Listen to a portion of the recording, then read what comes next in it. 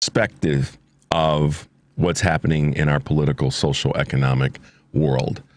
We have to remain optimistic, and we have to remain forward thinking and that's, as to progress, the base word of progressive is to move forward, is to move, to go, to be, in the next direction.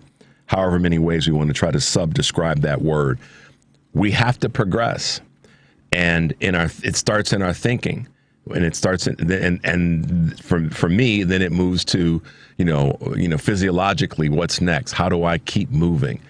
And that's where we are, guys.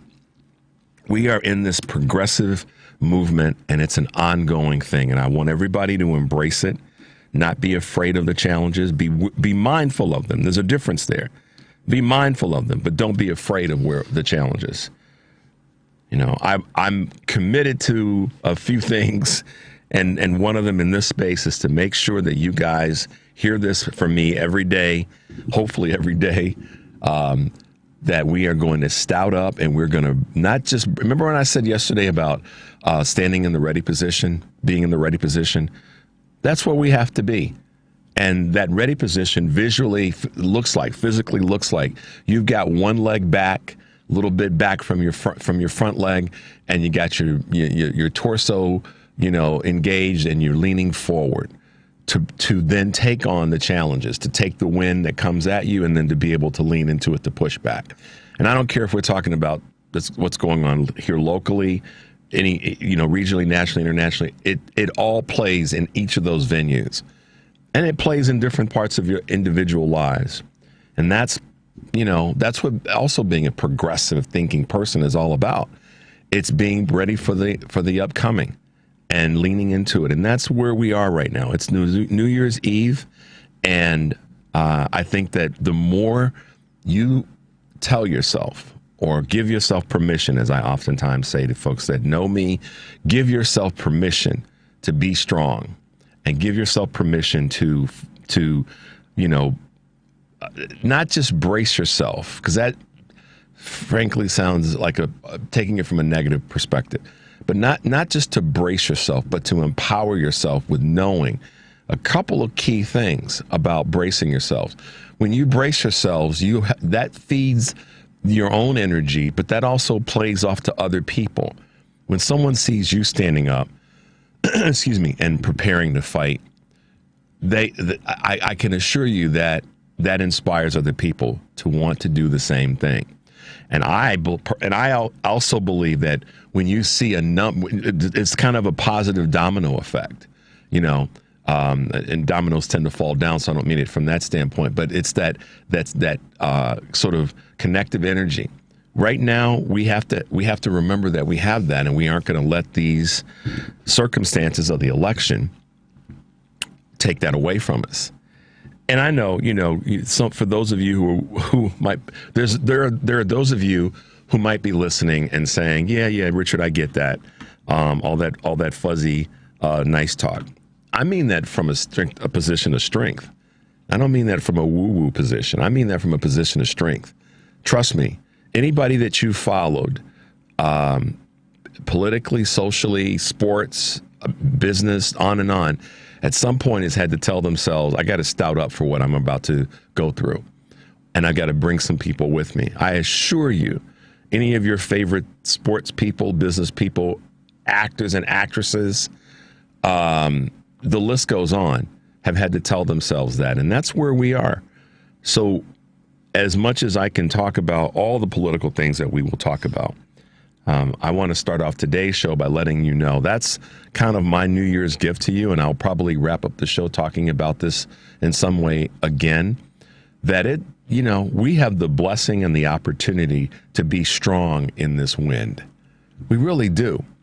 And the thing that they're not going to do, I don't care if it's any of the crazy people that the 34X is going to appoint or have around him. I don't care who it is. None of them get to take away your spirit and take away your energy to fight. No, they don't get to do that. They get to talk about it. They get to try to pretend like they're going to do it, but they don't get to do it unless you allow them to.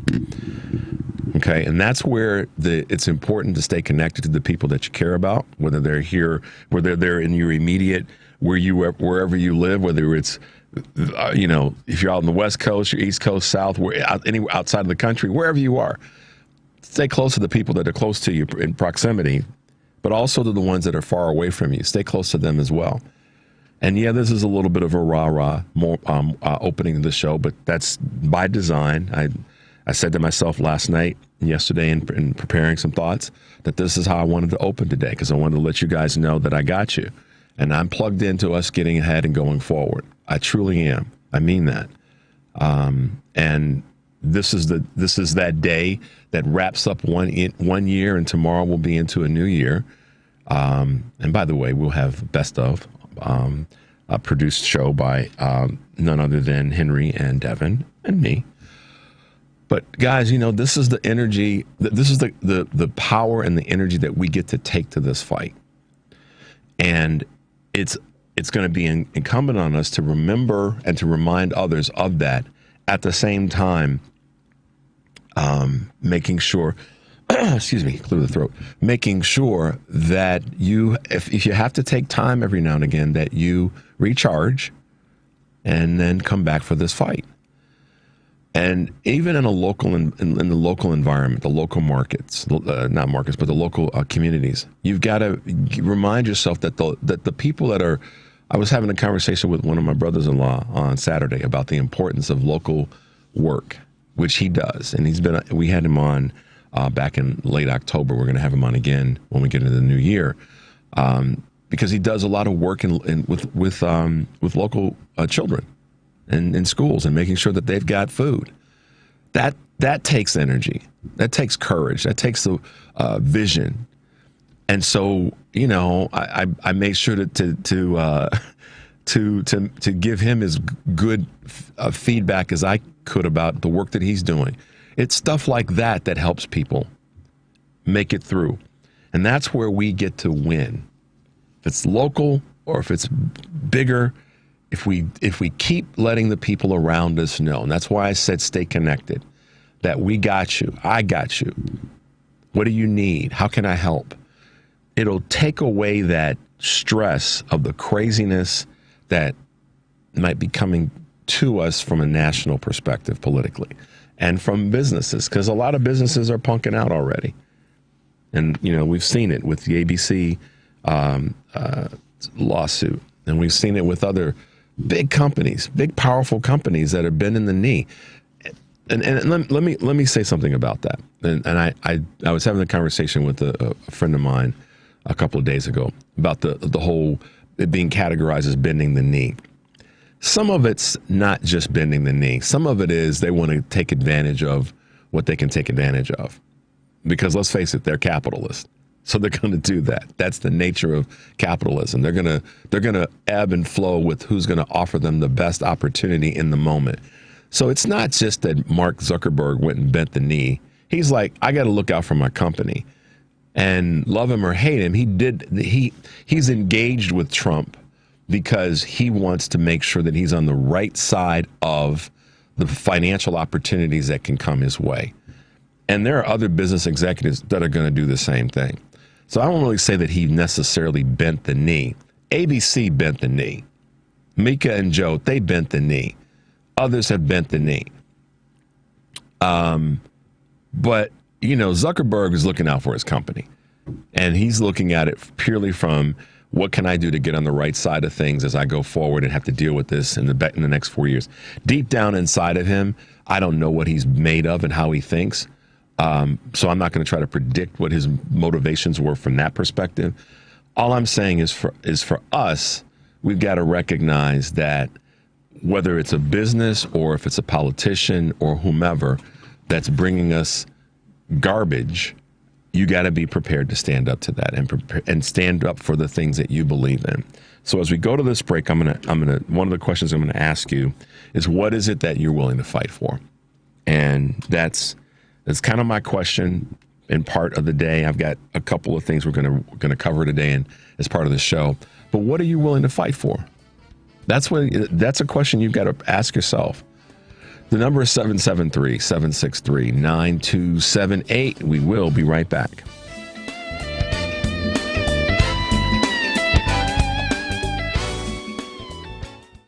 With MedGuard Alert, you're never alone. You can connect with medical professionals anywhere, anytime. And now MedGuard is introducing our exclusive new Care Watch. If you need help quickly, use it from anywhere to contact medical professionals. No cell phone required. The Care Watch is not only a life-saving medical alert device, it's a revolutionary health monitoring system that checks your blood pressure, heart rate, oxygen saturation, and much more. And here's the best part. If you have Medicaid, you may qualify to get your Care Watch for free. The Care Watch is only available through MedGuard Alert. Call us right now. We have monitoring programs starting as low as $1 a day. The call is free, activation is free, shipping is free, and no contract is required. Remember, with Medicaid, you may qualify to get your Care Watch for free. Call us to get your Care Watch right now. 800-741-5819. 800-741-5819. 800-741-5819. That's 800-741-5819.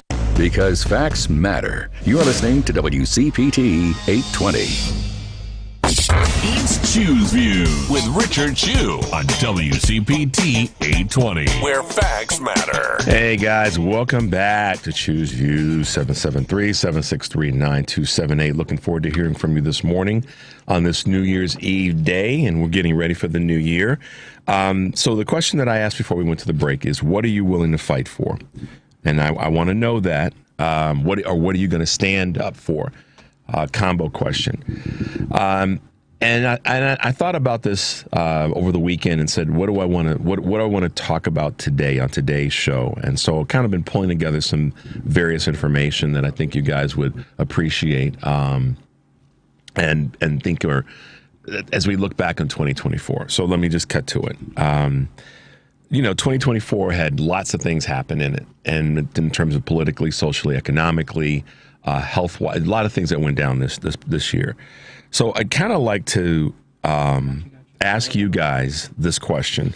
This year, we went through it, and we had an election that, from a progressive standpoint, half the country got what they wanted, and half the country did not, as to put it plain and simple. But we all know that this was a year where our current president, our sitting president, Joe Biden, made a tough decision. Many didn't agree with it. Many did. But at the end of the day, we have a tremendous amount of Biden successes in this year and Biden memories. And I'll roll into that Harris as well. So I'd like to know what your Biden story is, your Biden memory is. And it's a risky question because some of y'all might come to me and say some things that, aren't what we anticipate, but we'll hear them. I want to hear what your Biden, give me your Biden success story, your Biden story. I won't necessarily say, I will say from the perspective of this, your Biden memory and what he did this year, what he accomplished this year, and what the Biden-Harris administration did that is a strong memory for you for 2024. And in the same, kind of vein, what is your impact story? What was the thing that impacted you in a big way in 2024? And I really do want to hear from you guys in that space, because at the same time, I also want to know what's the number one thing you're going to pray for, hope for, cross your fingers for, whatever, for 2025. So kind of a little bit of a combo platter there. What are the things, what are your, as you go back and think about 2024, what are some of the highlights, the things that ring loud in your brain? And as it relates to Biden-Harris, it could be also something that rings loud in your brain in terms of local events that took place, since we know that that's critically important to all of us, local here in Chicago, local in the community that you're in, that we don't even know about. If you're in a community that, somewhere else other than Chicago, that took place in your community, that was an important event, I'd like to hear about it as we wrap up 2024. And what your 2024 impact story was, whether it be Biden, Harris, whether it be something in your local community. And then along with that, just to repeat it, what is the number one thing at this point in your mind you're going to kind of pray, hope for, fingers crossed for, as we go into 2025? I'd like to know where you guys are there. where you guys are in that space. Just because I think it's important for us to talk about it, because we know 2025 is right around the corner. And with that, let's talk about some things that are going to be part of our today's views of Choose Views and our little bit of news items. Let's see the workplace trends to watch in 2025 as the 2024 wins wind down. Several key workplace developments are highlighting the ongoing challenges for leaders and employees. Strikes at Amazon and Starbucks have raised questions about the impact of labor actions in large corporations, while Grindr enhanced employees' benefits for fertility. Surrogacy and adoption costs are prompting discussions on long-term support for working parents. Corporate diversity setbacks are hurting racial equality gains, and the downfall of CEOs at Stellantis and Nike suggests boards want more than just cost-cutting strategies. Finally, the return to office debate is intensifying with stricter mandates.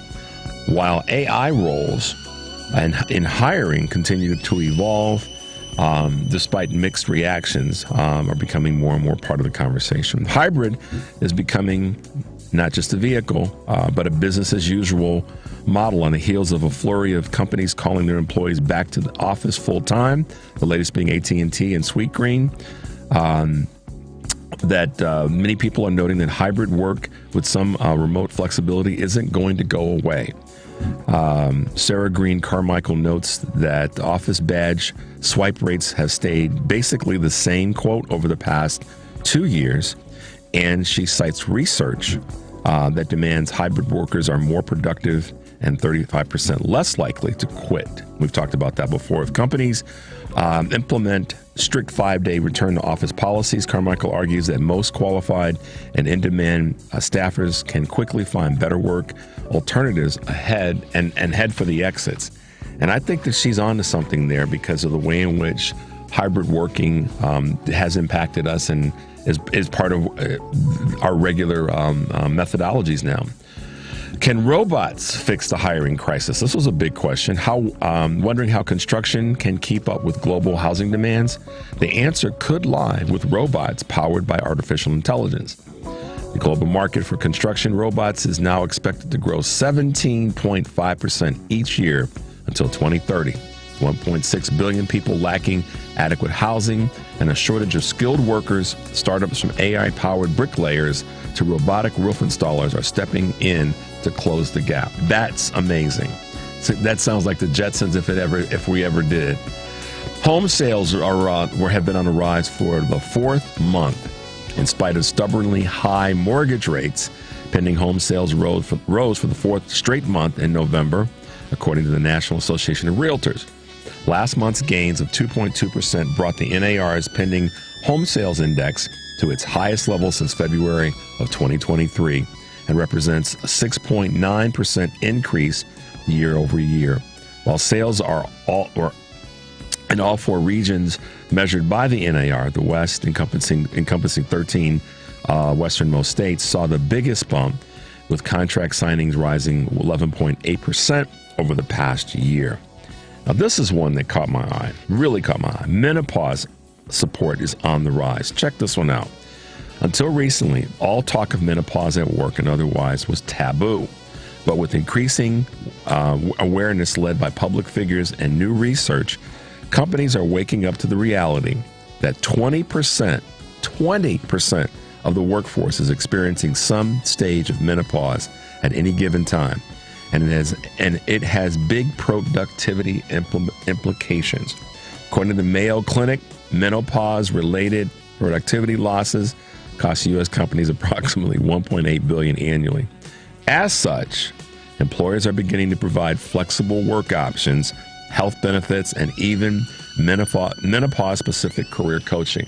Now, that's what businesses can do to impact how our work environment is by leaning into something that's a reality.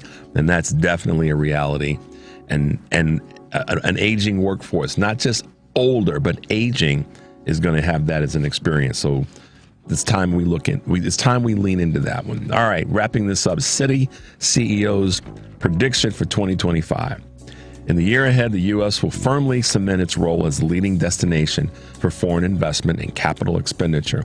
Citi CEO Jane Fraser told LinkedIn, as unmatched capital strength and incentives are growing, industries such as semiconductor manufacturing and are enticing companies, she said, with the geopolitical conflicts globally pushing more and more companies to seek the U.S. for safety. While she quotes, much remains to be seen in terms of U.S. policy, most definitely, and regulation under the incoming administration. She says, I expect the compelling U.S. investment opportunities will continue to strengthen.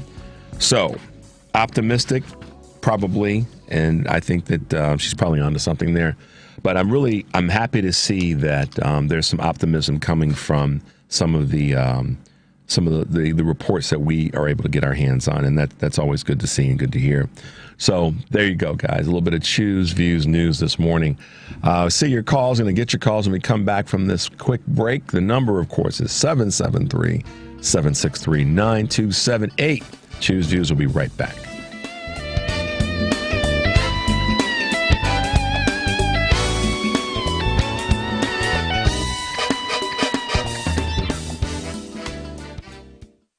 Hey there, it's Carrie Joy with your Work Money Minute. Today, I'm talking about why, if you've got savings, you need a high-yield savings account.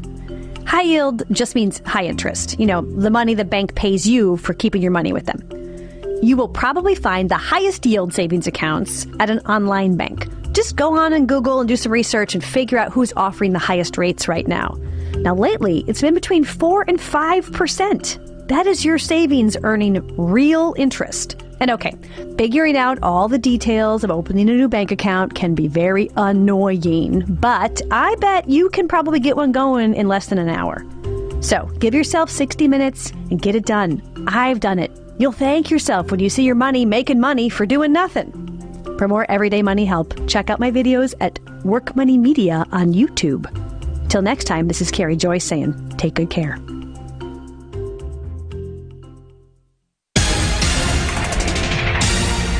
You are listening to WCPT 820. Here's the latest Chicago weather update.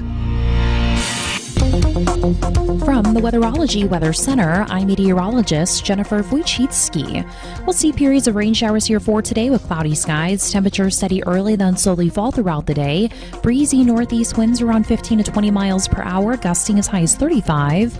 For tonight, a slight chance for rain and snow mixing early on, cloudy, a low near 27.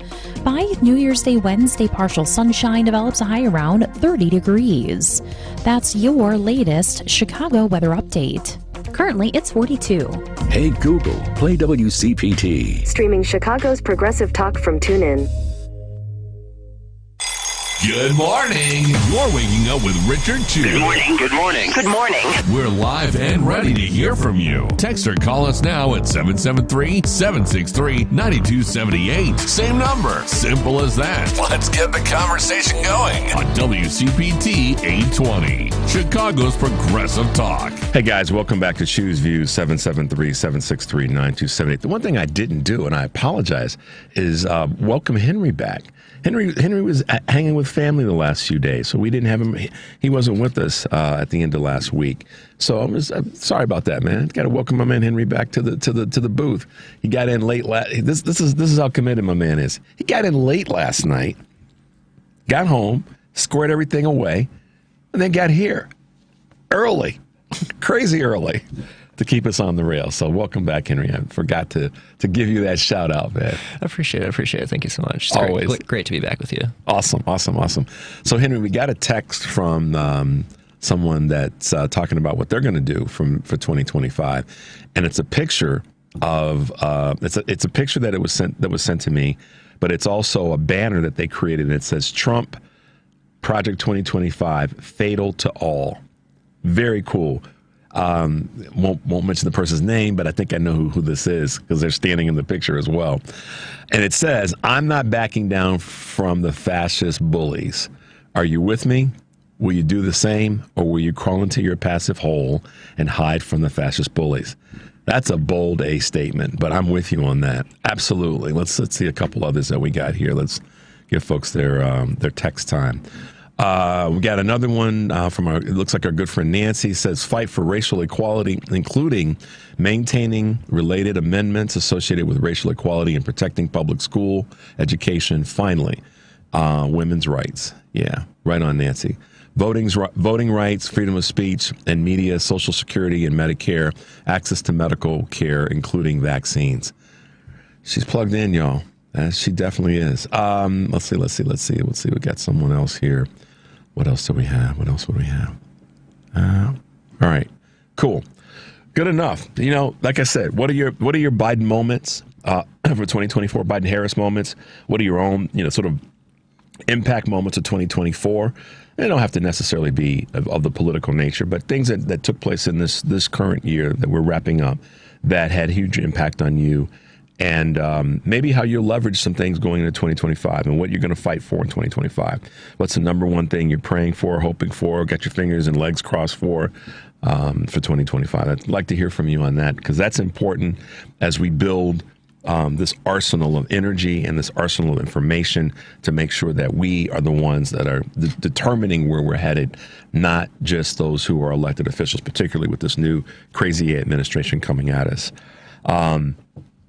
Later in the show, we're gonna play a clip that we played not too long after the election. It's one that's been meaning for a lot of people, and it'll be one that we'll probably play over the next few years, because it's something that that a lot of people were impacted and touched by, and we want to keep it in our arsenal for you guys, and we'll probably put that in Henry's been able to kind of put that together for us this morning, so we'll have that for you later in the show. But yeah, I want to know about your impact story. I want to know about what has happened and or what you're going to be pulling for and fighting for in 2025. That being said, let's go to Rick in Florida. Hey, good morning, Rick, and welcome to Choose Views. How you doing this morning? Good morning, Richard. Good morning, everybody in Chicagoland and this home. Anyway, for 2025, I like to start over with people that I have been, I think, misunderstood, and we argue. Let's drop all that. We've got to work together. We've got to put our minds together, because we are facing some substantial changes to our country. So with that being said, Richard, one of the things that I think that we should do, that I'd be willing to fight for, is not just to march. I'd like to find some groups down here in Florida that I used to march with back during the George Bush days, and we used to hold up signs saying, "Who would Jesus bomb?" and things like that during the war. And I used to get things thrown at me. I used to have people try to spit on you. It was really something back in the day. And who would Jesus bomb? The other, man, that sent chills. Yeah. That sent chills, Rick. I got to tell you, brother, that sent chills, man. Yeah, well, they were so righteous, and with that Ken Starr and his morally righteous views, and we have a moral obligation to fight there, and we twisted it into that. Yeah, we did. And we would hold up these signs, and we twisted it into who would Jesus bomb? Because that's these people talk about all these lofty convictions that they have, which are meaningless. So let me tell you about one other thing. Yes, I think that we should have one day where we buy nothing in this country and watch profits dip for just one day. No gas, no bread, no nothing, and send a ripple to these corporations that we all know are pulling the strings. Let them know, hey man, we're here and we can organize just like Rosa Parks did back in the day. And the bus companies that Rosa Parks was boycotting and the community was boycotting, their attitude was, how are you going to get to work? How are you going to get around? You need us. Yep. And they said, no, we don't. And they organized carpools back then. Yep. They organized, how were people going to get to work? And they crippled that bus system, and they got their way. If they can do it then, we can do it now. We got to be organized. We got to.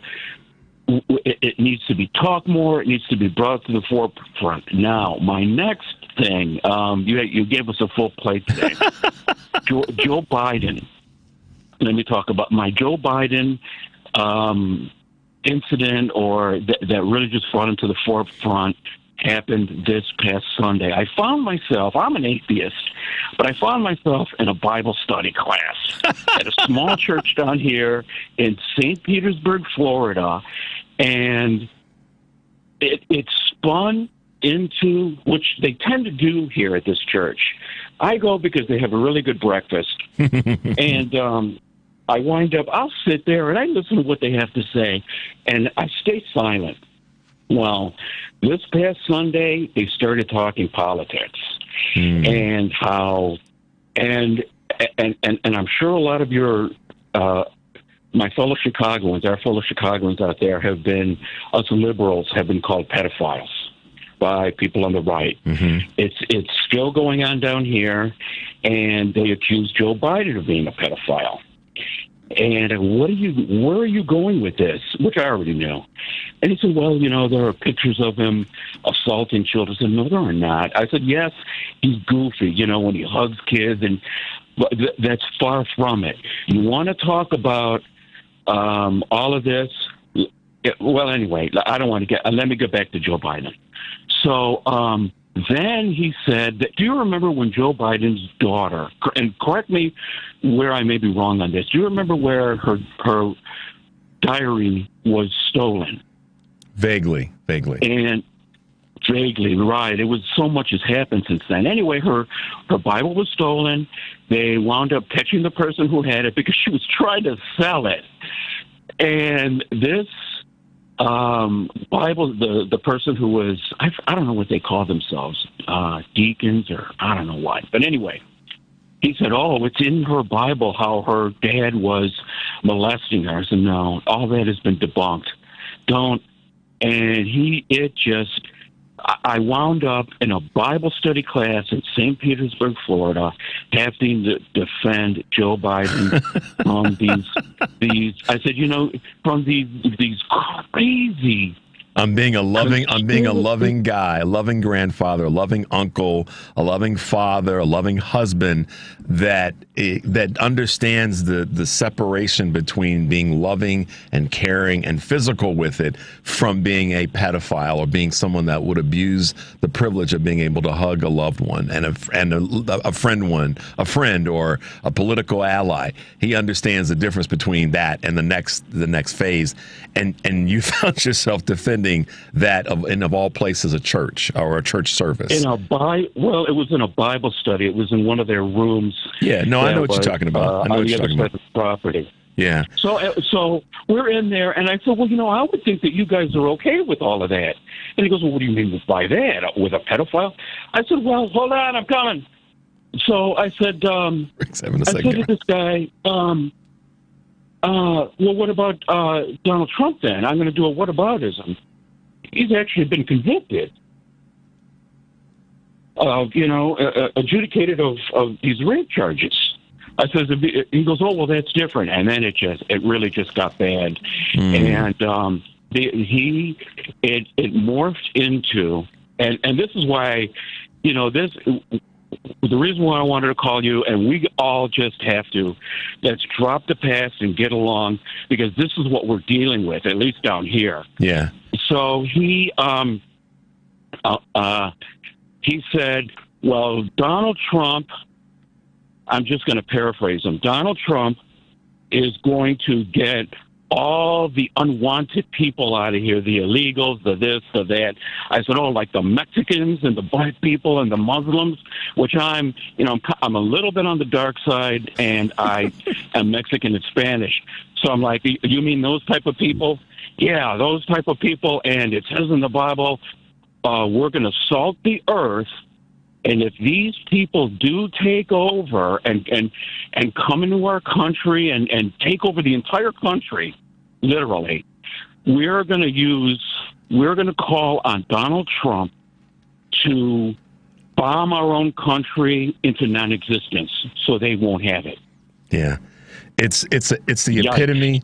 Thanks, Rick, for that. It's the epitome of, as I've said many times, putting the razor blade to one's own wrist, and using religion as a justification, or not even religion, but using this sort of dogmatic view of God and Jesus as a justifier for that kind of thought process and behavior.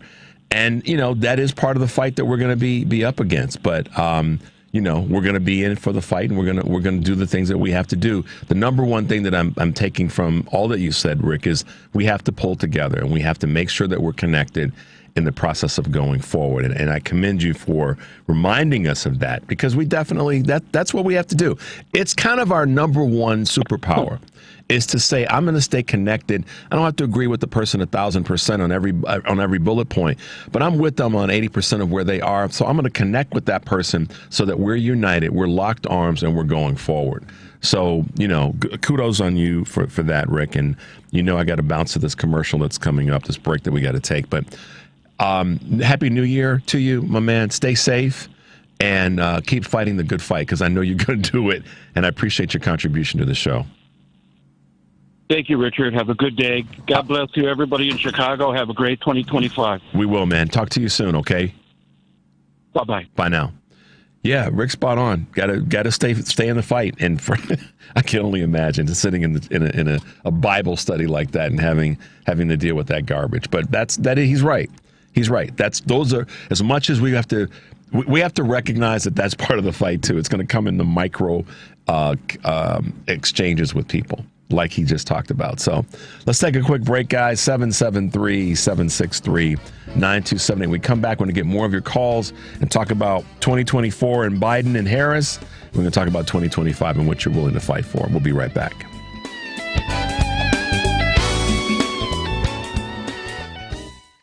Diabetes, high blood pressure, anxiety meds, everyone's on them. If you're a 50-year-old male, maybe a bit porky, and you may even have type 2 diabetes, $1 million of term insurance may only cost you about $200 a month. Call Term Provider. Speak with Big Lou at 800-345-2789. Big Lou will find a term life policy for you even if you have type 2 diabetes, are overweight, or have high blood pressure. Term Provider has helped thousands of people like you who think they can't afford term life insurance. To buy $1 million of affordable term life for you, all you need to do is call Big Lou at 800-345-2789. Lou will make sure the scales are tipped in your favor. Call 800-345-2789. Big Lou will answer your call and work to fit you into a term life policy that you can afford. Remember, Big Lou's like you. He's on meds too. Call 800-345-2789. 800-345-2789 or biglou.com. WCPT 820, Chicago's progressive talk, where facts matter.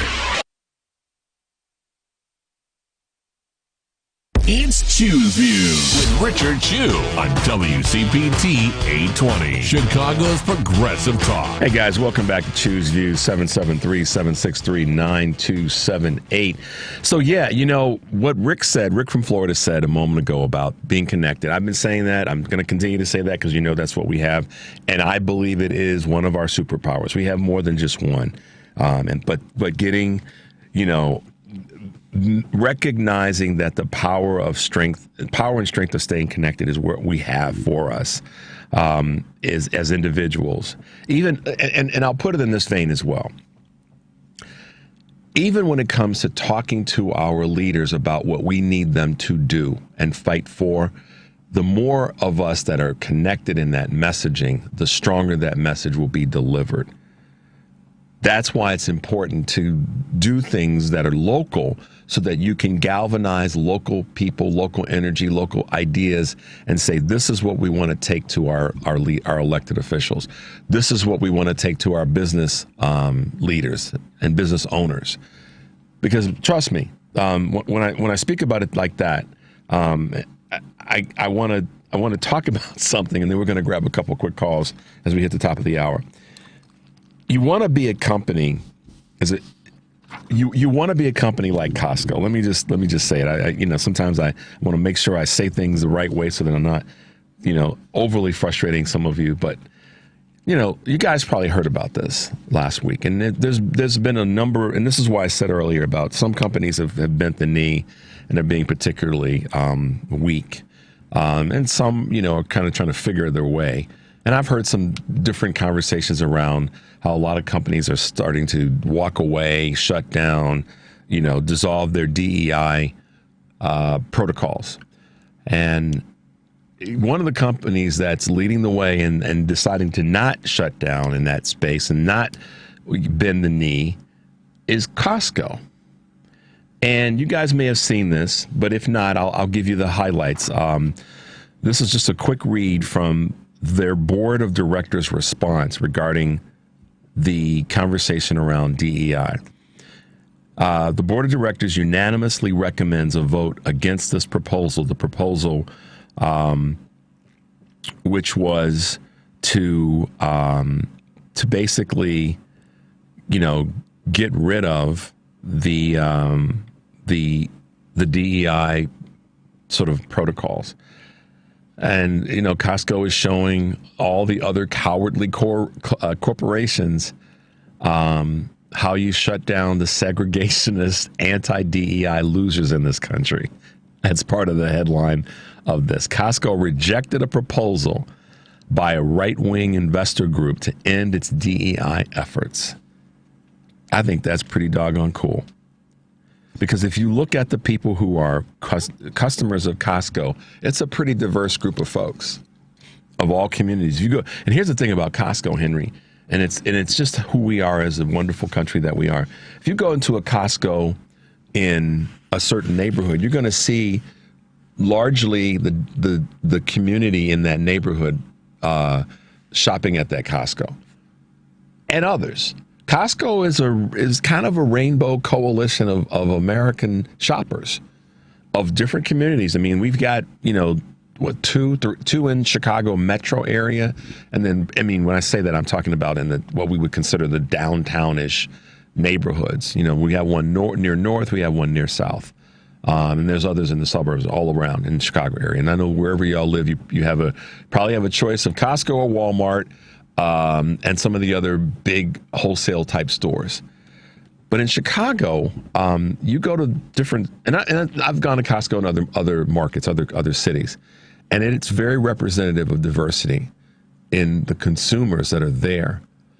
And I applaud Costco. The CEO has stepped up before when it comes to wages and benefits for the employees and a number of things.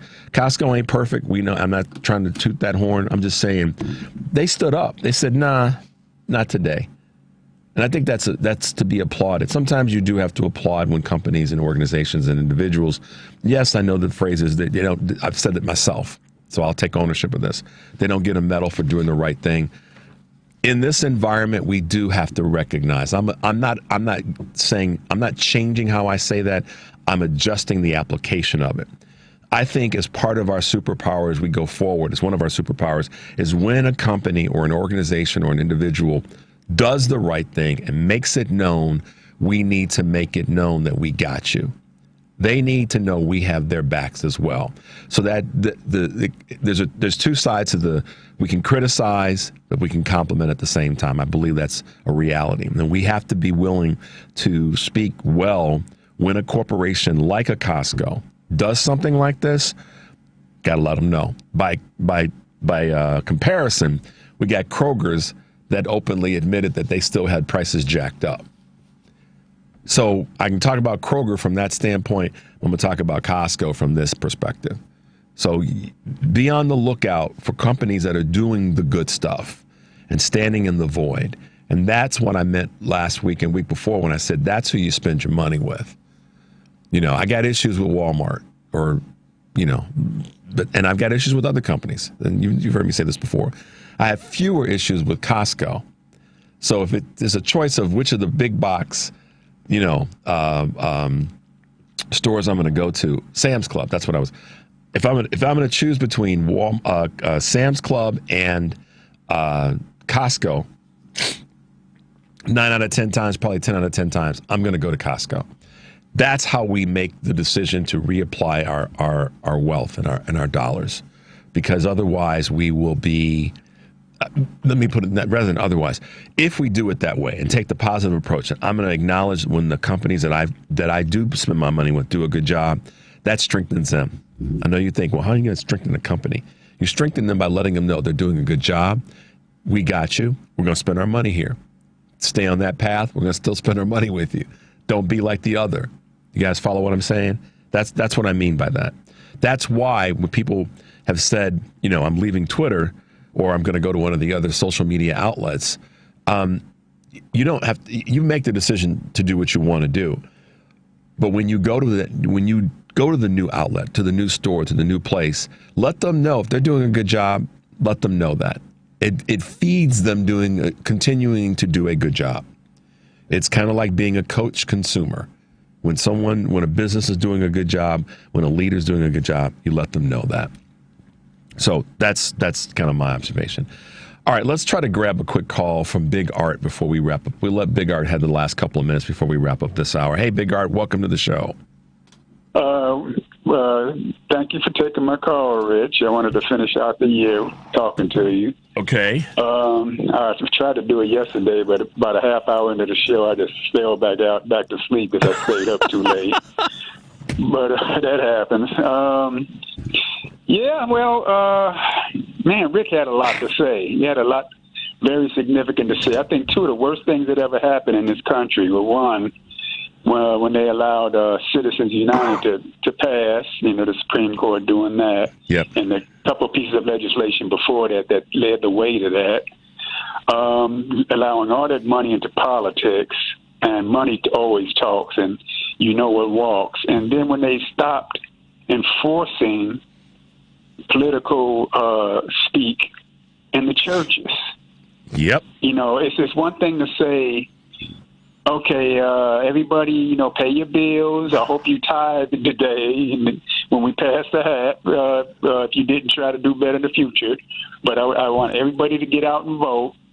They went beyond that and started slanting toward their deep-seated biases and prejudices, and the conspiracy stuff that's out there on social media.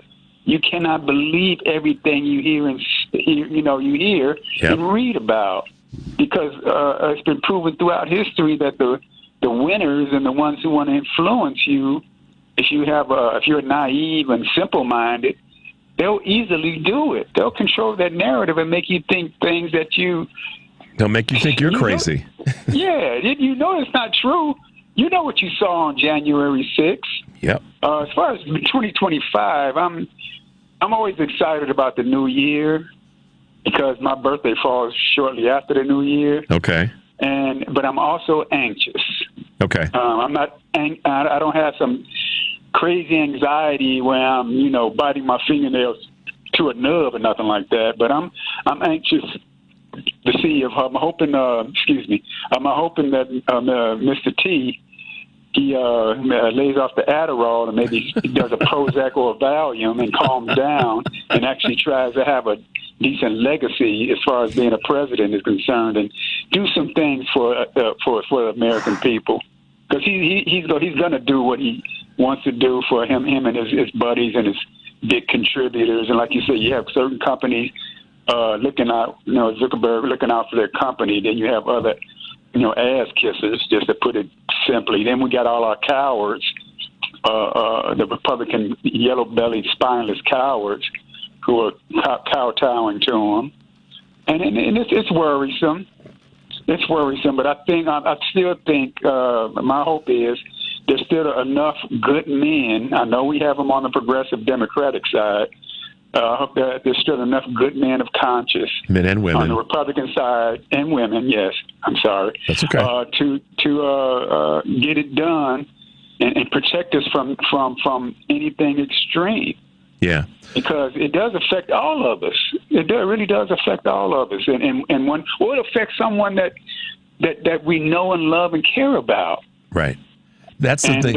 Isn't that so true, Big Art? That it's going to impact somebody that you may not be seeing every day, but you know that they're going to be impacted by some of this garbage.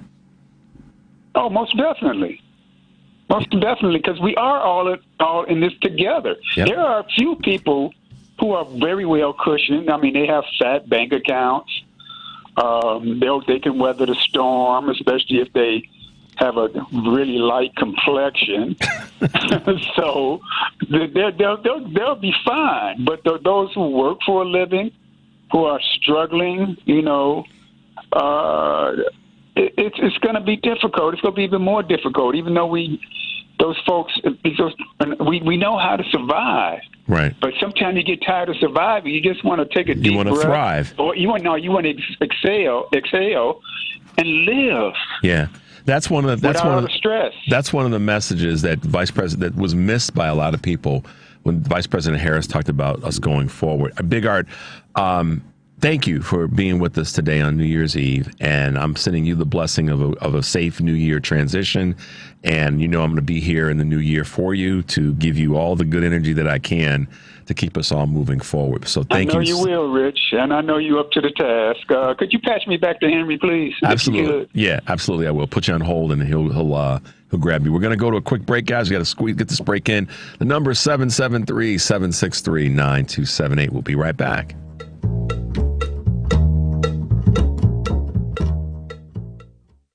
This is your WCPT Progressive Calendar.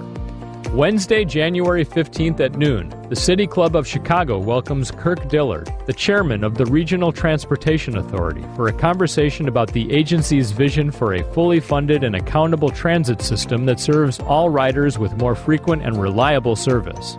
You can get full event details and purchase tickets at cityclub-chicago.org. Thursday, January 16th at 7 p.m., Women and Children First Bookstore presents Rebecca Little and Colleen Long, authors of I'm Sorry for My Loss, an urgent examination of reproductive care in America.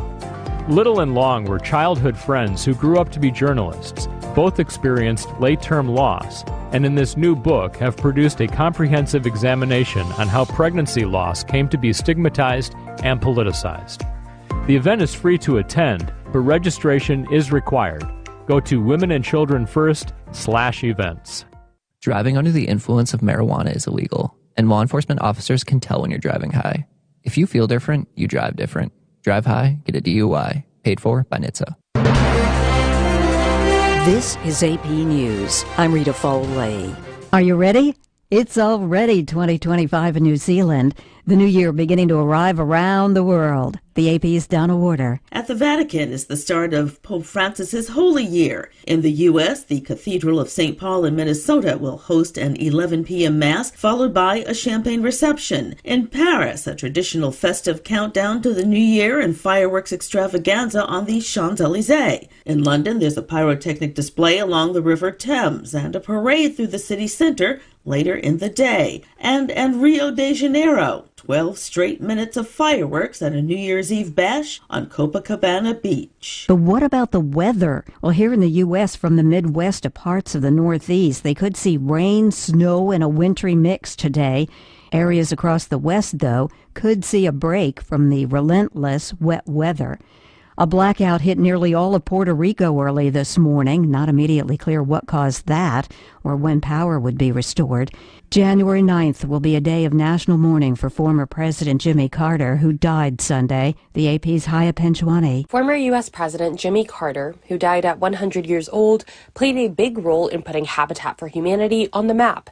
So much so, some people think he founded it. Jonathan Ruckford is the CEO of Habitat for Humanity International. It was a tiny organization in 1984 when President and Mrs. Carter famously rode a bus up from South Georgia to spend a week sleeping in a church basement and rehabbing a tenement building on the Lower East Side of Manhattan. Ruckford says President Carter and his family directly contributed to the repair and renovation of over 4,000 homes in over a dozen countries. U.S. investigators have now examined the site of that plane crash that killed 179 people in South Korea. This is AP News. Accident averted on the runway in Los Angeles. The AP's Jennifer King. The plane carrying the Gonzaga University men's basketball team was apparently in a close call Friday on the runway at Los Angeles International Airport. In audio provided by the Plane Spotting Livestream Airline Videos Live, you can hear an air traffic controller order the jet, operated by Key Lime Air, to stop to avoid a collision as it nearly crossed a runway while the Delta flight was taking off. Key Lime, stop.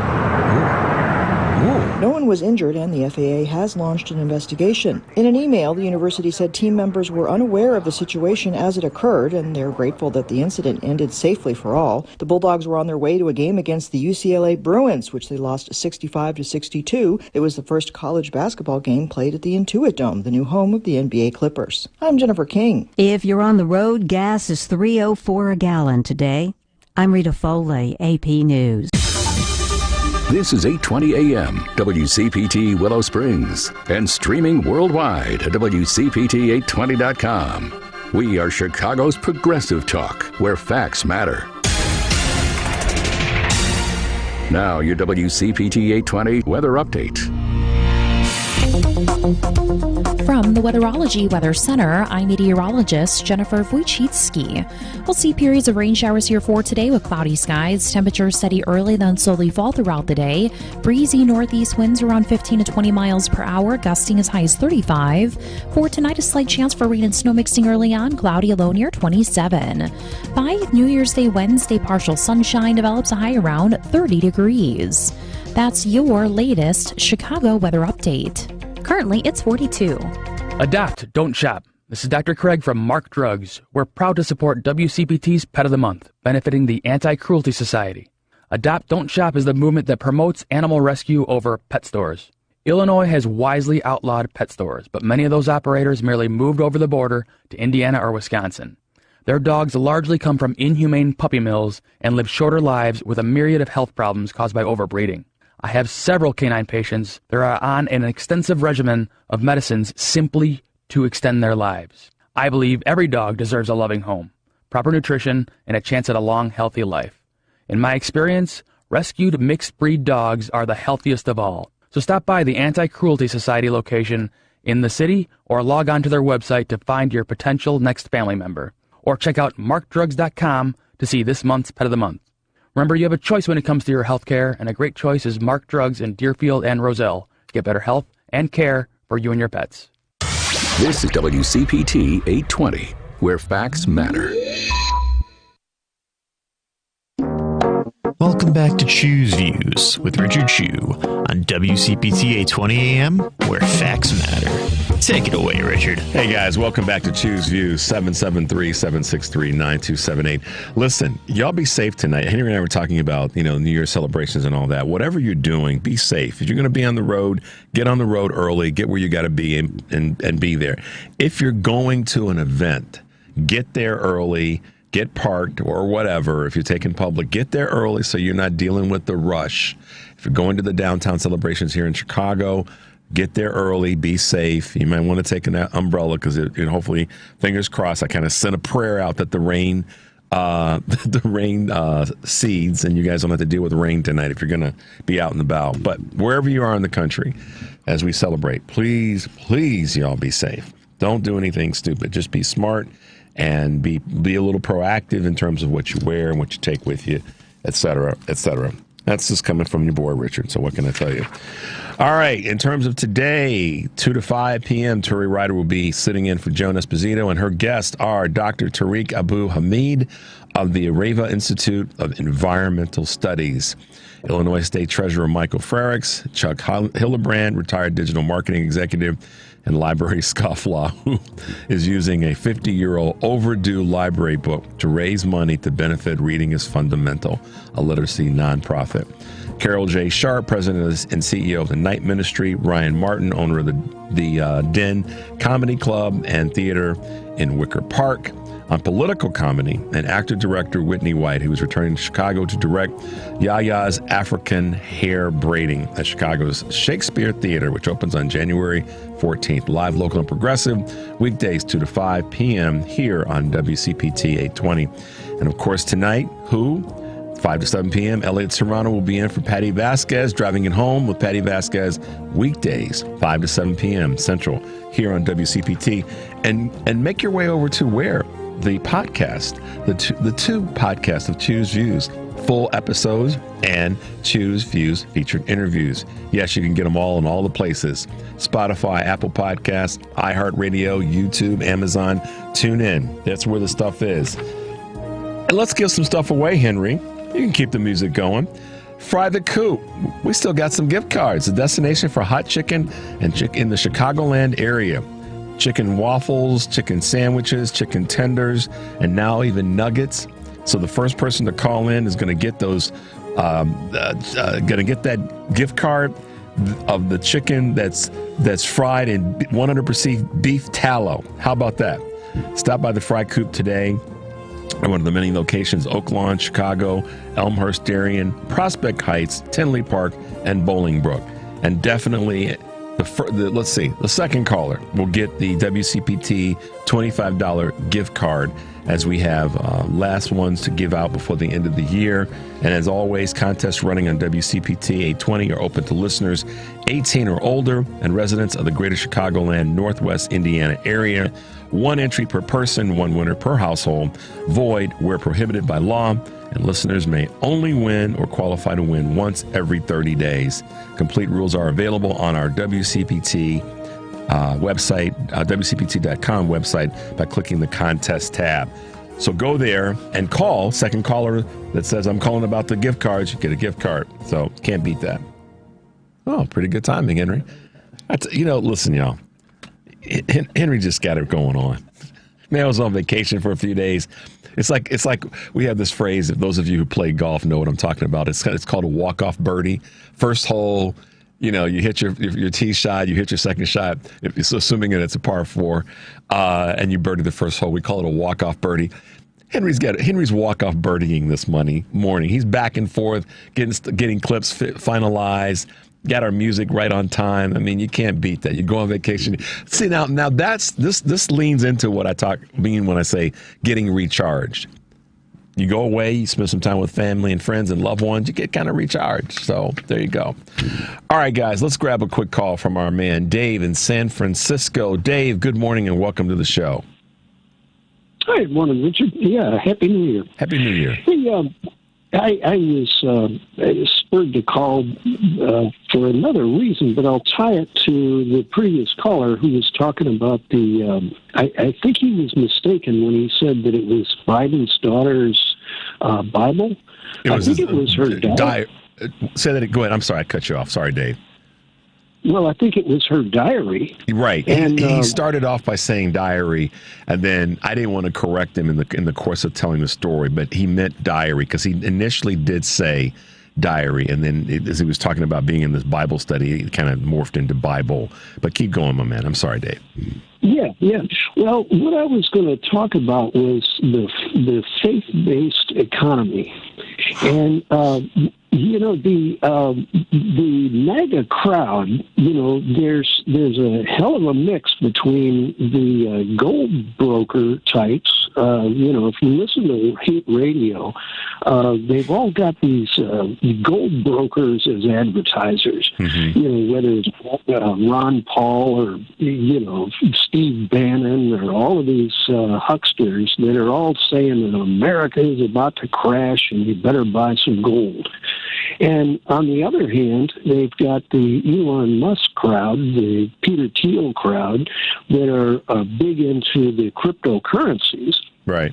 And I don't know if you've noticed, but in the last couple of days, Donald Trump is trying to use American gold to buy cryptocurrency. Yep.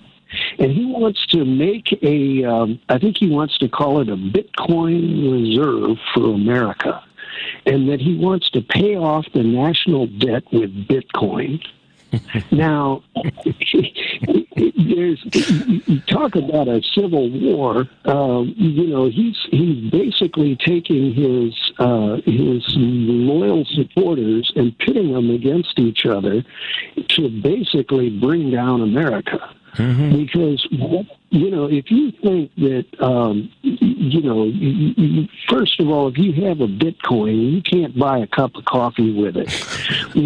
It's all based on total fake,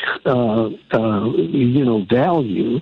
And the biggest and worst part of Bitcoin is the way it's made is they have to waste huge amounts of electricity in order to justify having a coin. Right. And it's not a tangible coin.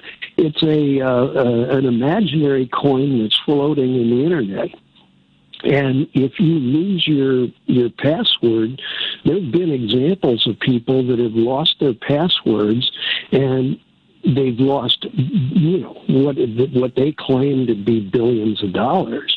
And to that end, Elon Musk has, a good part of his value is based in this imaginary money. And so they want to huckster America into getting a Bitcoin reserve for America and use it or develop it by selling our gold to these Bitcoin phonies.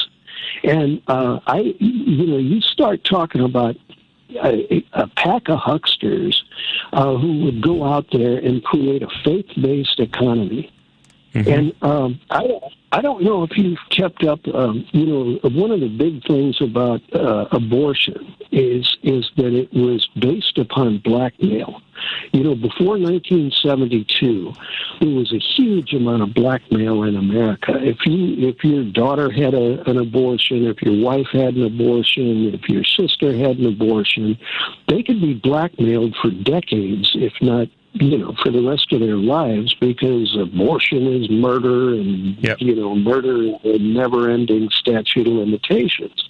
And these phonies are trying to get back to a world where blackmail is a standard, and they're using the faith-based world, the churches, the confessionals, whether you go to a pastor in a Protestant church or whether you go to a Catholic church and use a confessional to say that you've had an abortion or your sister did or anything else, that sets it up for blackmail. And that the confessional for years has been used for blackmail.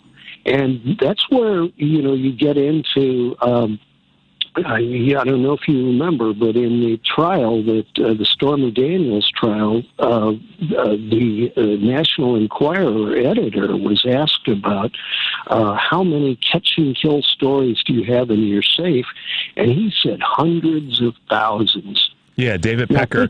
Yeah, when during that trial, and Dave, thanks for the observations there about the use of gold as it relates to crypto. Yeah, I mean, and it's a long-standing tool. I won't say tradition, but it's a long-standing tool to use blackmail or compromise, if you will, to get people to do or not do certain things. And oftentimes, it comes from some of the darkest parts of our society, and that's what I think a lot of people, maybe they haven't said it yet or not, but I think that you're putting a little bit of light on it. That's what a lot of people are afraid of or concerned about with this incoming administration, is the use of blackmail or compromise on people, on regular everyday citizens, to get them to acquiesce. And that's what I think a lot of businesses are trying to, why they're trying to get in that good side, on that good side, if you will, because they may have there may be things about their companies that they've done or that they've benefited from, maybe not illegally or an illegal act, but something that a lot of regular consumers would say, oh, I thought that, I didn't know that Jeff Bezos' parents left him a certain amount of money, or his mom, helped provide him with a ton of cash to start his business. He didn't totally bootstrap it up. I think it's versions of that come out that people then go, oh, so he or she isn't a total bootstrapper. So it may not just be blackmail or blackmail per se. It'll be the use of information to try to hold control over certain businesses and individuals. I see that being a part of this next administration, frankly. So Dave, Happy New Year in advance. Thank you for everything in terms of your contributions. Appreciate it. We'll talk to you on the back end. Got to hit this break that we blew through, but it's always good to hear from you, Dave. Stay well, okay? Happy New Year, Chicago. All right, be well. All right, guys, let's cut a quick break. 773-763-9278. Choose Views. We'll be right back.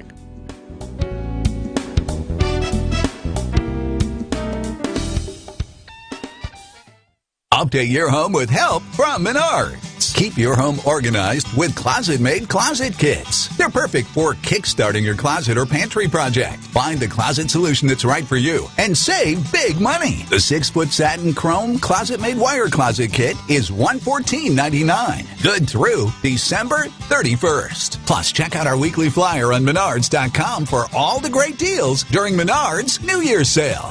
Save big money at Menards. You're listening to WCPT 820 because facts matter.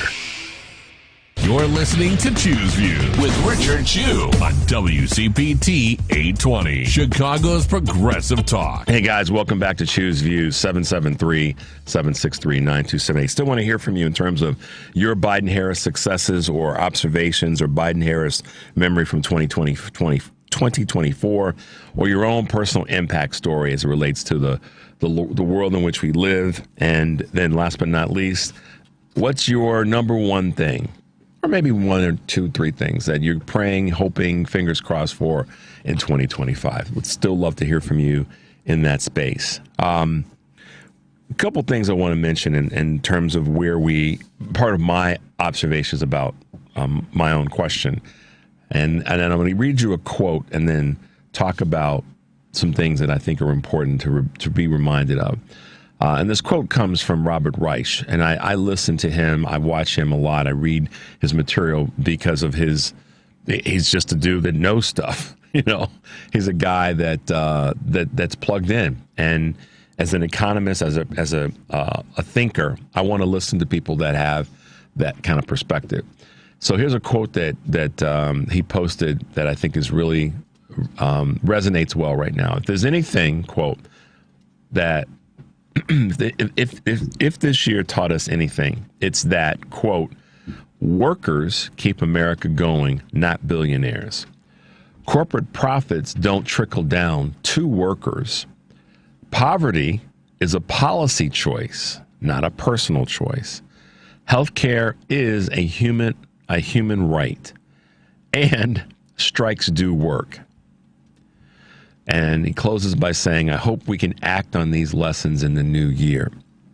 And that was kind of the predicate for me asking you guys the question about your 2024 and your 2025.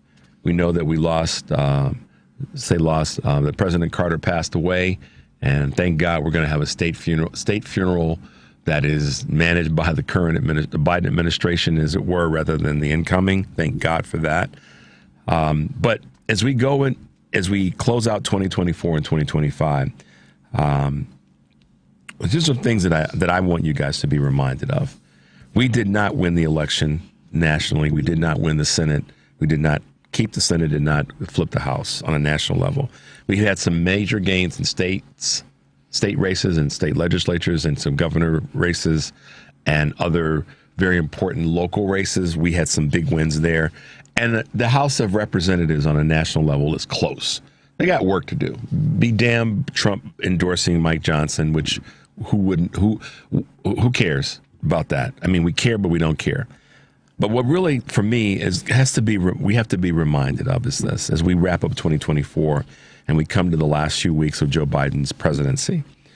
I just think it's important to highlight these things. And I asked a question earlier with the intent of coming to these items because I want you guys to be reminded. Here are a few of the accomplishments that were part of the administration, not just in the last year, but certainly ones to talk about. Passed a $1.2 trillion bipartisan infrastructure bill and package. Helped more than 500 million life-saving COVID-19. Helped get more than 500 million life-saving COVID-19 vaccinations to Americans as part of the American Rescue Plan. Stopped the 30-year streak of federal inaction on gun violence by signing the Bipartisan Safer Communities Act. made a $360 billion investment in climate change, the largest in American history, through the the Inflation Reduction Act. Sorry about that, guys. Ended the longest war in American history by pulling troops out of Afghanistan. You can have an opinion about that one way or the other, how it was done, but it needed to be ended, and he had the guts to do it. Provided $10,000 to $20,000 in college debt relief to Americans with loans who make under $125,000 per year. Cut child poverty in half through the American Rescue Plan. Capped prescription drug prices at $2,000 per year for seniors on Medicare through the Inflation Reduction Act. Achieved historically low unemployment, imposed a 15% minimum corporate tax on some of the largest corporations in the country, recommitted America to the global fight against climate change by rejoining the Paris Agreement, strengthened NATO, the NATO alliance in support of Ukraine after Russia's invasion, authorized the assassination of al-Qaeda terrorist Ayman al-Zawahiri, gave Medicare the power to negotiate prescription drug prices through the Inflation Reduction Act, held Vladimir Putin accountable for his invasion by imposing stiff economic sanctions, boosted the budget in the Internal Revenue Service by nearly $80 billion to reduce tax evasion and increase revenue, creating more jobs in 1 year, 6.6 million, than any other president in U.S. history, reduced health care premiums under the Affordable Care Act by $800 a year as part of the American Rescue Plan, signed the pact to address service members' exposure to burn pits and other toxins, and signed the CHIPS and Science Act to strengthen American manufacturing and innovation. Those are just a few. And so, although we did not win the election, and although we are going to fight through that, these are some of the things that we need to be reminded of. And maybe the administration could have done a better job, a different job, in constantly letting us know, constantly boring us to tears every week, every Friday. As I said before, I'll acknowledge that. But at the same time, part of the responsibility for us as Americans is to know what the hell's going on. We can't just put it on them to tell us all the time. We have to do the work to know. Confirmation of Justice Ketanji Brown Jackson. People forget about this. Expanding health care for veterans through the PACT Act. Sign marriage equality into law. Working to protect reproductive rights. So the list goes on, frankly, and I'm just trying to make sure I do my part as I ask what were some of the things that were highlights of 2024 or in general Biden-Harris successes. There they are. And as I said, the list goes on, but part of the thing that I want you guys to remember as we go forward is that was done by a Democratic president. That was done by a president who and an administration that came in and said, we got some stuff to fix, y'all. We got to do it. We got to do it now. And he took bold action. Tell me what the controversies were about the Biden administration. You know what the controversy was that the right came at him with, particularly when the Republicans took the House in 2022? It was about his son, Hunter Biden. But nothing wrong with Joe. Old? Yeah, he's old. He's seasoned. I like it. I like my leaders to know what the hell they're doing and not be all pomp and circumstance and puff and BS like Trump is. He is. Tell him to his face with all his boys around him. His WWE boys and all the rest. I'll tell him to his face.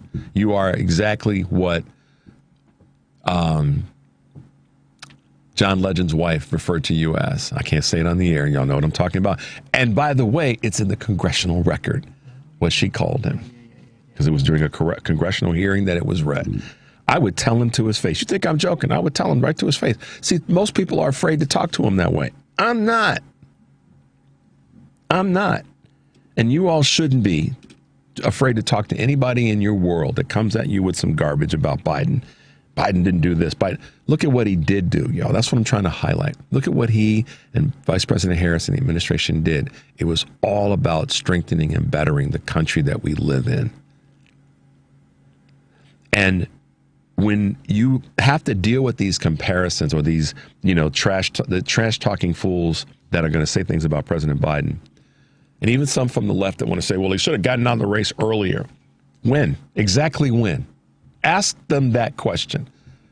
When people have said, well, he should have gotten out of the race earlier. And I've had this conversation with people that I'm close to. I said, when? When was the right point? Thread the needle for me. When should it have happened? Maybe it could have happened too early. See, be willing to let folks know that the fact that the current sitting president made it his commitment to keep things clean, keep things in the middle of the fairway, to use a golf analogy, and provide the country with the most amount of support and forward-thinking policies possible, that's what you really want to be focused on. That's when I talk about Biden-Harris successes over the course of their term, and even more specifically in this last 12 months. Those are the things that come to mind for me. Two of my highlights, and I'm going to share my one at the end of the show, the big one for me. But one of my big highlights for this past year, for the country, certainly for the city of Chicago, was the incredible DNC that we had, the convention that we had here in Chicago. Kudos to Mayor Johnson. Kudos to all the local officials and the business leaders that were able to put that together. That's something for us as a city to pull our shoulders back and be proud of. And it's certainly for me, as a progressive liberal Democrat, from a national standpoint, Chicago stood up strong. We are the city with big shoulders. But we are representative of our nation of big shoulders. So it's that time we have to do that. So I wanted to read you guys some of the things that I think, we have to remind ourselves of what the Biden-Harris administration got done. And that you should be willing to do the same thing as we go forward. We're going to talk about this a little bit more when we come back from this break. I'm going to play a clip that I played after the election, and Henry was able to kind of put this together for us again, because I want you guys to hear this as we wrap up. I want to talk about our strength and how we go forward and what our powers are. Number is 773-763-9278. We will be right back.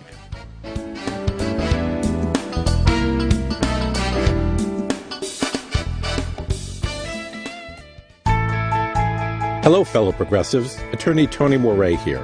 I want to thank all the WCPT listeners who have put their trust in me. I know that nothing is more important to you than your family, and it is an honor to be trusted to help carry out your wishes. Planning your estate can seem overwhelming, but it doesn't have to be. My 30 years of experience will help guide you through this very important process to help preserve your family legacy. Whether it is drafting a living trust or a will, I will be with you every step of the way. In my practice, facts matter, so advertising on WCPT has been a perfect fit.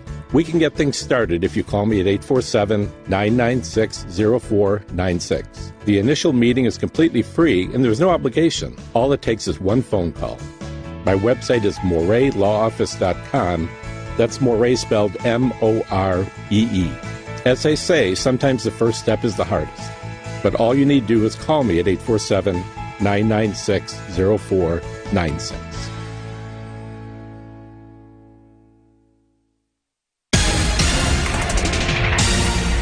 You're listening to WCPT 820. Here's the latest Chicago weather update.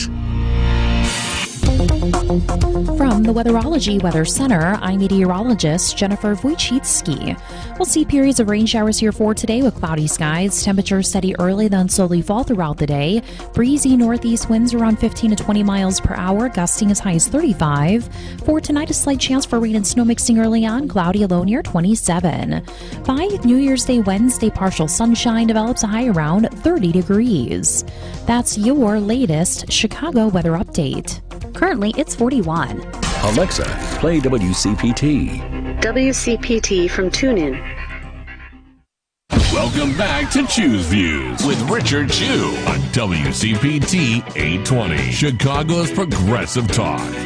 Hey guys, welcome back to Choose Views, 773-763-9278. I just got a text that said, and the infrastructure bill that gave many, many jobs to people and that many of us drove through in different ways of commuting in and around the Metroplex and anywhere in the country.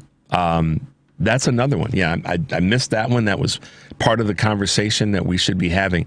These are things that the Biden-Harris administration did. And I just got to let you guys know that as part of my view and I guess responsibility to you is to keep reminding you of that. And as we go into next year, we want to make sure that we're claiming our power. I talked about this wonderful clip that a woman put together shortly after the election and how she's going to proceed and go forward. It's pretty powerful. We cleaned up the salty language, but the wording in it is powerful. And I want to give you guys this little, New Year's Eve to New Year's gift. So Henry's got that put together for us, and here we go. Have been asking me how I'm keeping my together, and I'm not thrown off by this election because Donald Trump is the truest representation of American values. There are a lot of people who are still very sad. All I can feel in this moment is absolute power. So much of the United States' power comes from its lies, comes from how it obfuscates, comes from how it hides. But because Donald Trump was not only elected once under dubious conditions, but he was able to win a second time after somebody else got in there. And that means two things.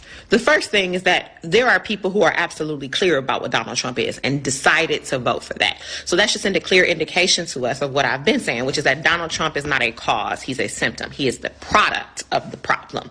And so while he is a vile representation of that problem and he's tangible, we can confront it. And that's easier to confront than institutions and systems and norms and beliefs and iconography.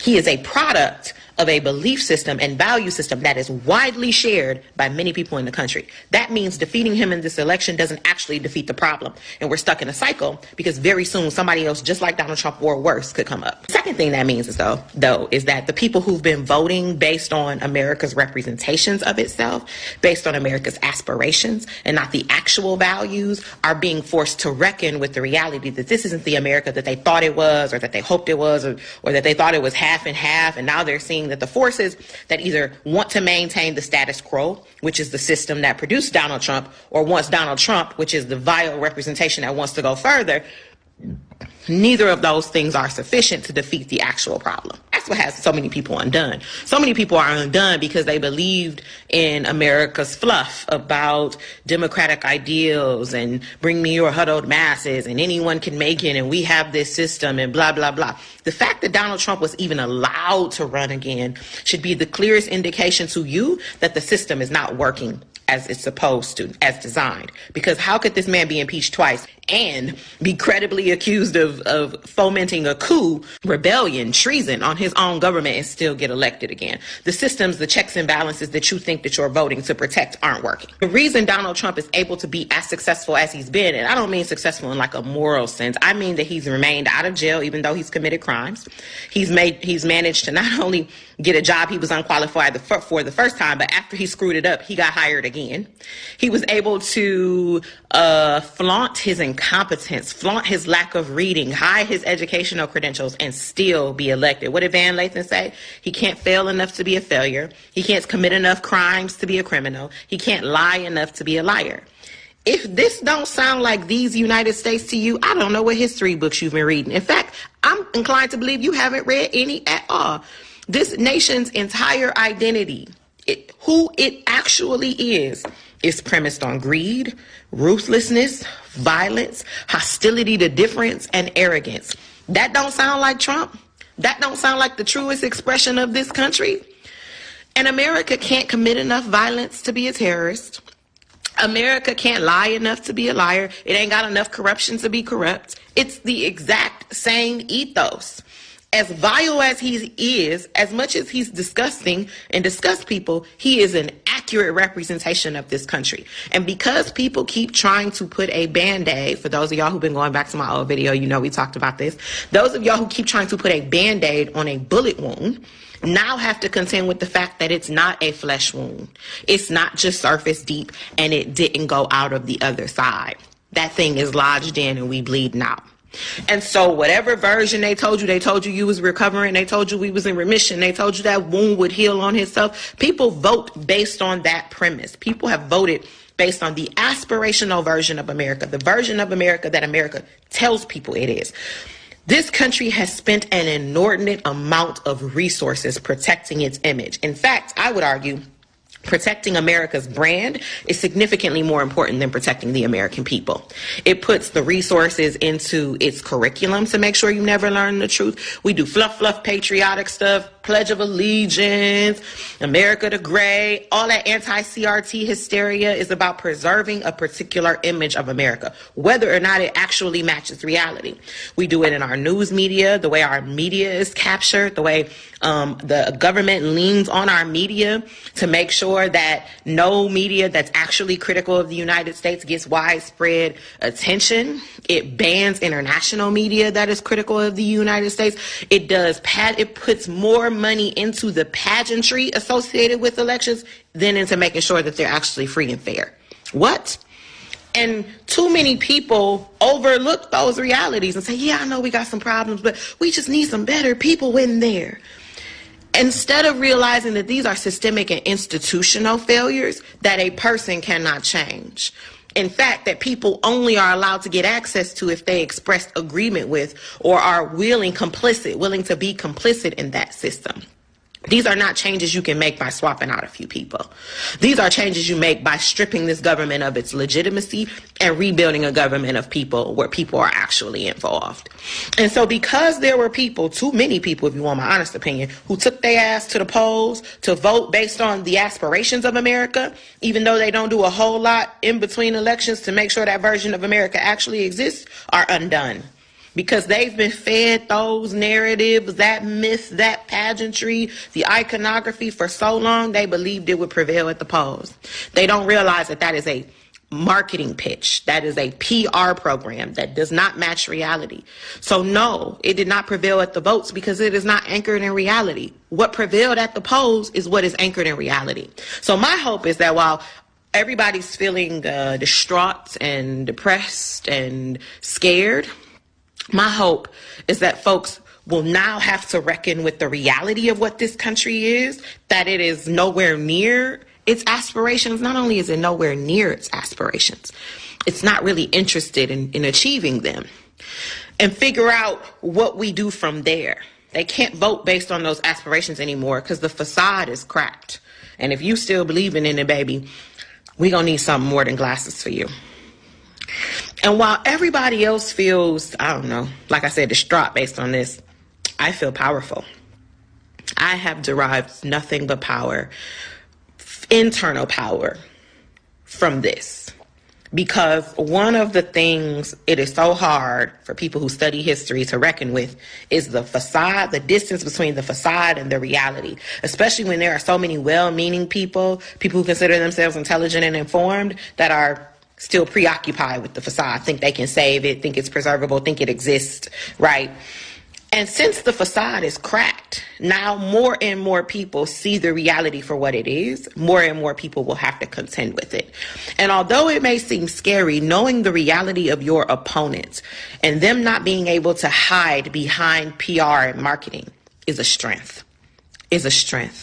You can respond adequately to what you know. Too many people have responded inadequately to the American empire because they didn't know. Now people know. I hope people know. I mean, people got to know because that's what they feeling. It just remains to be seen of whether or not people are going to rise to meet this challenge, or whether or not they're still going to try to use the mechanisms that failed them this time and will continue to fail them because they're premised on a facade that does not actually exist. There is power in knowing the truth about your opponent, in that truth being laid bare, and them not being able to hide behind the propaganda that has given them legitimacy for centuries. It may feel daunting once you see the reality of what that is, but knowing it is nonetheless a form of power because you can use it strategically to your advantage. I need y'all to recognize y'all are not fighting on for an okay America that we can improve. Y'all are fighting against a deeply, deeply bigoted, filled with avarice, violent country that does not care about you or anybody else. It cares about domination and profit. It is Donald Trump.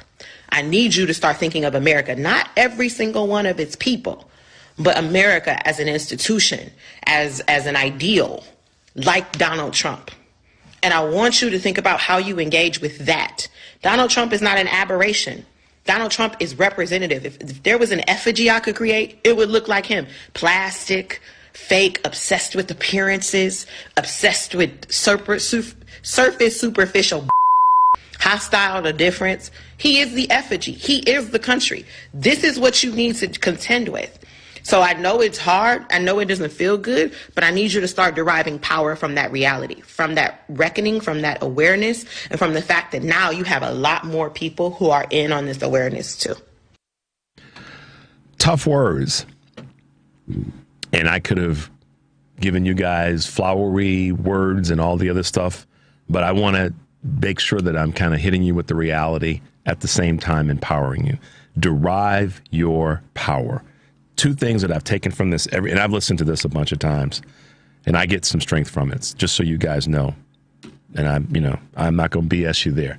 I get strength from that every time I hear it. When I hear that, the tough words don't frighten me or depress me. They inspire me, and that's my goal in having you guys hear that in its entirety today as we wrap up 2024. It's to remind you of your power. It's not to cower. It's to remind you of your power. Two things that I draw from this every single time I listen to it. Derive your power. I'm inspired by this awareness and when she talks about that, you should be too. Don't fall for the okie doke and don't be hoodwinked. Stand up to people who want to come at you with some garbage. That's why I said I read the list of the things that the President Biden administration has accomplished. Stand up to them with that information. And then anchor yourself, as she says, in reality.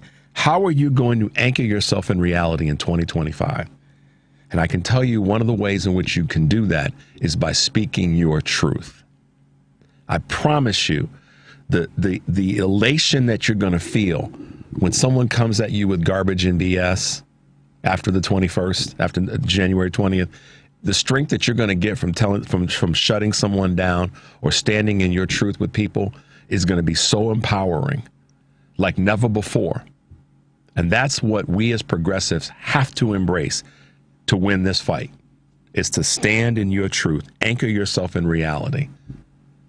That's where you're going to feel really good. And the Biden administration's successes are part of that. They have to be. And that's where I want to see you guys go with this. We're going to take a quick break. We got a couple quick calls before we wrap up today's show.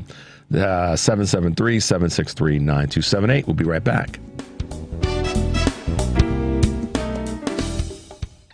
Individuals and businesses with tax problems, listen carefully. If you owe over $10,000 in back taxes or have unfiled tax returns, U.S. Tax Shield can help you take back control. The IRS can seize your bank accounts, garnish your paycheck, close your business, and file criminal charges. Our team of tax attorneys can stop collections and get you protected. U.S. Tax Shield offers a price protection guaranteed quote to get you protected today. U.S. Tax Shield is A+ rated with the BBB, so call 800-466-9625. U.S. Tax Shield, 800-466-9625. Chicago's Progressive Talk, WCPT 820, where facts matter. It's Chew's View with Richard Chew on WCPT 820, Chicago's Progressive Talk. Hey guys, and you cool kids, if you want a copy of that clip, just send me an email at richard@wcpt820.com and I will email it to you because I want you to have that as your reminder and something that you can pass on to people that you know. Because I've said this before and I'll say it again. There's folks out there who need that kind of, sort of mental awareness. And that's okay that we share it with them. So let's grab a couple quick final calls. Let's go to Al in Franklin Park. Hey, good morning, Al. Welcome to the show.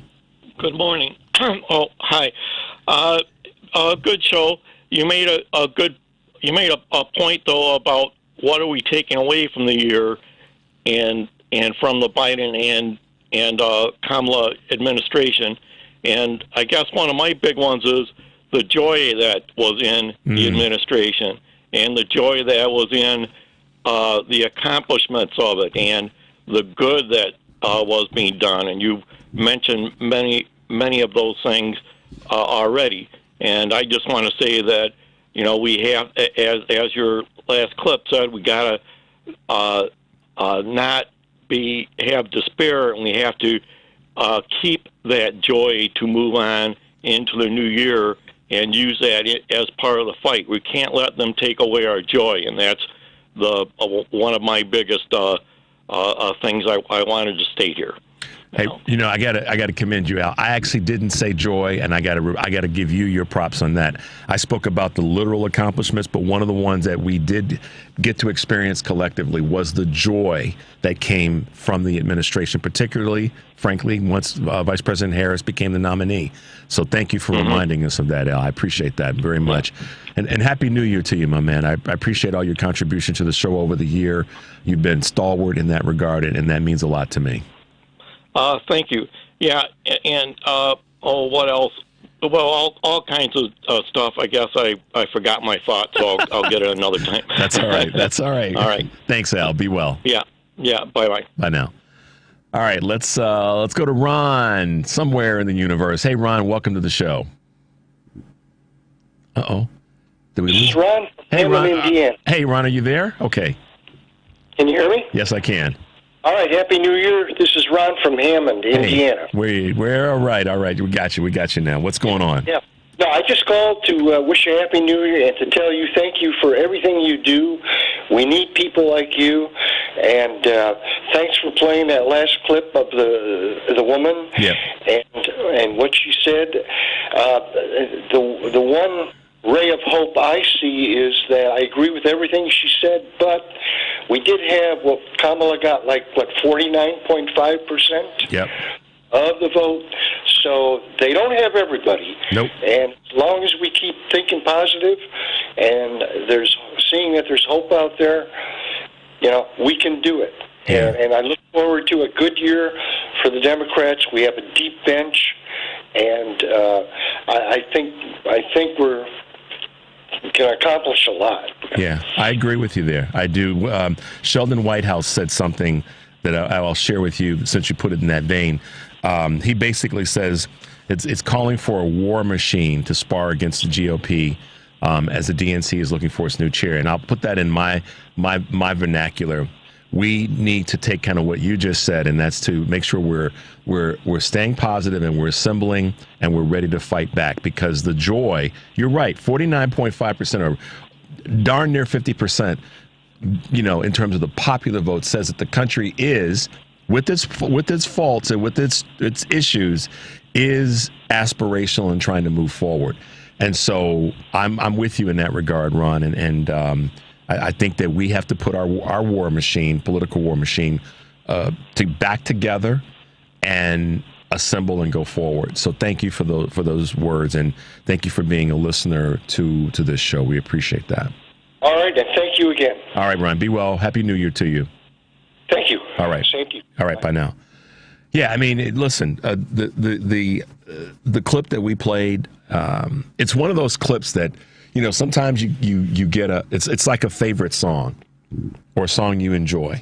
It's one of those ones that you play over and over again because it does something to you. And it inspires you to move forward. So in this time where we are faced with that, as we wrap up this year, and I want to say end this year, we wrap up this year. My goal for you guys, or my hope for you guys, is that you will take those things, those kinds of reminders from people who are staying faithful to what we're doing and have a plan like she does, and say, okay, bring it on. I'm ready for the fight. And that's the thing that when I think about this show and I think about you guys, my goal, my objective is to remind you in different ways. Sometimes they may be a little sledgehammer-esque, and sometimes they might be a little bit nicer. But the opportunity to be able to be here and be a voice and to represent the things that I think that progressive liberal Democrats are responsible for and should be leaning into is, what part of the thing that inspires me. So that's why I wanted to bring you guys that, and thank you for being with me and with WCPT at large, and the shows that we have here. So as we go forward with that, thank you. The thing that I'll ask that you guys do is to pass on what we're doing to someone out there that needs support, that needs help, that needs a bright light. That's one of the things that you guys can do to help make this transition in this next direction on any level, local, regional, national, international, as I always say, a little bit easier for somebody. I can promise you that there's somebody out there that may not be listening to this show or may not have streamed anything on our station or any of our broadcasts just yet. But if you share it with somebody, golly, what can that do to help strengthen our platform? Not just the CPT platform, but that in the broader sense of progressive, liberal, democratic ideas. In the last couple of days, this is literally one of those things that shocked me, surprised me, but I had a friend of mine say that he had a person that he encountered that he does business with that said that he was talking about this radio show that he listens to. Turns out it's this show. How would I, right? I ran into a guy this morning on the way here when I stopped to get my my morning iced coffee. He came up to me and said good morning because he thanked me for holding the door for a couple of police officers. And he came up to me and he said, it was really cool. Appreciate you doing that, blah, blah, blah, And I told him, I gave him one of my WCPT cards and talked about the show. And he's like, oh, yeah, you're just up the street. So you never know, guys. You just never know. So it's less about promoting an individual that's on our station and more about promoting what we do and what our work is all designed to or the outcome that we're trying to derive. That's to inspire more people to be in the mix, to get more people involved and arms locked in. And as we do that, it broadens our message, because I think one of the challenges that we have had is our message needs to be bigger. I've had so many people that have said, we need to hear more of what you're saying. Not just me, but the message in general needs to be out there. There's so many voices that, Stephanie Miller talks about this often in terms of, we have to have our message out there in a broader sense. And I fully agree with that. And I fully support a stronger progressive conversation. And I fully support that we have to be the ones to do it. And so it starts with us. It starts with our willingness to say, I'm going to, as our clip that we played says, I'm going to anchor myself in reality. And I'm going to make sure that I know what I'm dealing with. I'm aware now, if I never was before, or maybe I kind of thought that's not who we are, but we actually are. I'm going to anchor myself in that reality. And as she says, derive power to be able to stand up in this fight. And like, Ron said and Al said, that I'm going to do it with joy. And that joyful warrior that is our vice president that led us, almost across the finish line is part of the joy that you want to take and carry forward. And as part of my final comments, and I said that there were a number of things, and I read a list of the accomplishments of the Biden-Harris team, not just in 2024, but in terms of their 4 years in office. My wrap up for this year, and my thank you is to you guys for being with us, as I said before, and thank you for letting me get a little misty there for a moment. But what we have to take from what took place this year is something that President Biden said the morning after the debate that he had with 34 times convicted felon in late June. And that was, he had a bad night. And we're all going to have a bad night, a bad day. We're not going to always be as awake as Henry was when he came in this morning after his late night flight. But the thing that President Biden said when he spoke to that crowd the next morning, I think it was in Charlotte, if I'm correct here, is that when you get knocked down, you get back up and you fight. And he clenched his fist and made it clear. When you get knocked down, you get back up and you fight. And that's what we have to do, guys. That's what I took from this year. Of all the great things, the convention, the joy, the people that I got to meet, the interviews that I've been able to do and been blessed to be able to be a part of. The thing that we have to take with us as we go forward into this next year is that when you get knocked down, you get back up and you fight. And I leave you guys with that and wish you a happy new year. Be safe. And as we always say, take a deep breath and make your life count.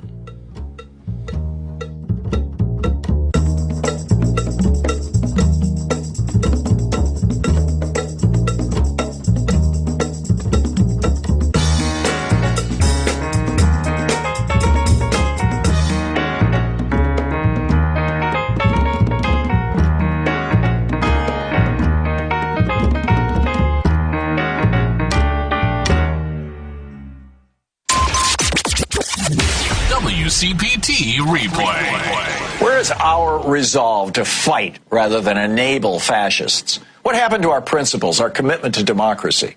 Now, this isn't how Democrats used to do this. LBJ ate the Republicans' lunch. Franklin Roosevelt, he called them and the people who backed them economic royalists.